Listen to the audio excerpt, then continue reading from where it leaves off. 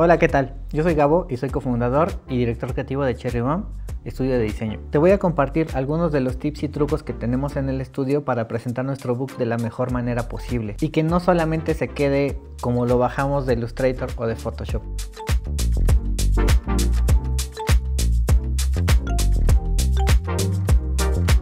Cuando recién comenzamos un proyecto o cuando estamos desarrollando un proyecto de branding o de diseño de cualquier otra índole y tenemos que presentarle a nuestro cliente por primera vez el proyecto, lo que hacemos es presentarlo a través de mockups. Si nosotros le mostráramos esto a nuestro cliente, en este caso simplemente es un JPG que salió de Illustrator. Tal vez le gustaría, pero tal vez diría, ok, pero y luego, ¿qué sucede? ¿Dónde está mi caja? Quiero verla. Como te dije, hay proyectos o hay mockups de todo tipo. Puedes encontrar de lo que estés buscando, pósters, etiquetas, labels. Personalízalos hacia donde tú puedas llevarlos y hacia donde combinen con tu proyecto. Algunos de nuestros sitios favoritos para buscar mockups son GraphicBear o Graphic Burger, que son recursos que en su mayoría son gratuitos, pero eso no significa que no puedas hacer una pequeña inversión.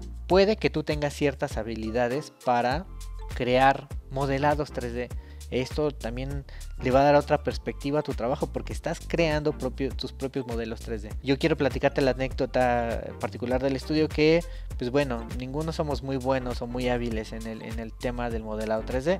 Nos valimos de algún recurso, no sé si conozcas la aplicación de Adobe Dimensions. Es una aplicación que te permite generar estas como modelos ya predefinidos o prearmados. Tú puedes descargarlos con tu suscripción a Adobe Creative Cloud y puedes ocupar estos recursos, puedes personalizarlos a tu gusto, ¿no? Entonces es una manera fácil de tener un recurso 3D de tu proyecto si no eres un maestro en el manejo de 3D.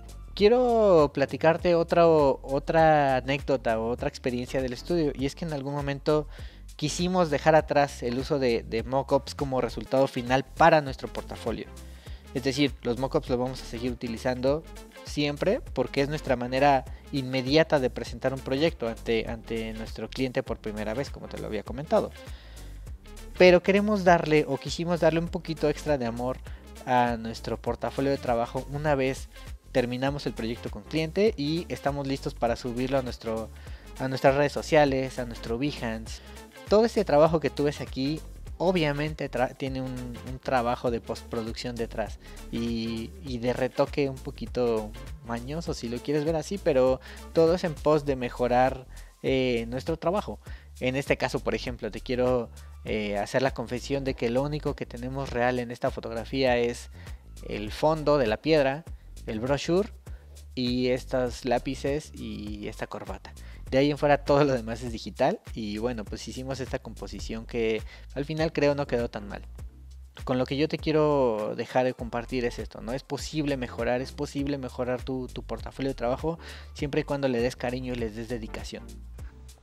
Como puedes ver, hay una infinidad de posibilidades para darle amor a tu proyecto. No te limites con los recursos que tienes, es decir, si tú tienes habilidades para hacer un 3D, hazlo. Si tú tienes habilidades para la fotografía o tal vez tienes un amigo que te ayude con ello, hazlo.